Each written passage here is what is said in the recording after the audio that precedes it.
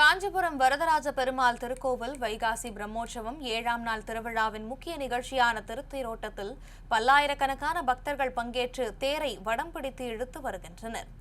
108 திவ்ய தேசங்களில் ஒன்றான உலக பிரசித்தி பெற்ற அத்திவரதர் திருக்கோவில் என அழைக்கப்படும் காஞ்சிபுரம் வரதராஜ பெருமாள் திருக்கோவிலில் வைகாசி பிரம்மோற்சவம் தொடங்கி நடைபெற்று வருகிறது. வைகாசி பிரம்மோற்சவத்தின் 7ஆம் நாளான நேற்று முக்கிய உற்சவமான திருத்தேர் உற்சவம் நடைபெற்றது. திருத்தேர் உற்சவத்தை முன்னிட்டு அதிகாலையிலேயே வரதராஜ பெருமாளுக்கு அபிஷேக ஆராதனைகள் செய்து ஸ்ரீதேவி பூதேவியுடன் தாயார் சாடாரியும் மேலதாளங்கள் முழங்க கோவிலிலிருந்து ஊர்வலமாக கொண்டுவரப்பட்டு காஞ்சிபுரம் காந்தி சாலையில் உள்ள தேரடி பகுதியில் நிறுத்தி வைக்கப்பட்டுள்ள திருத்தேரில் எழுந்தருள செய்தனர்.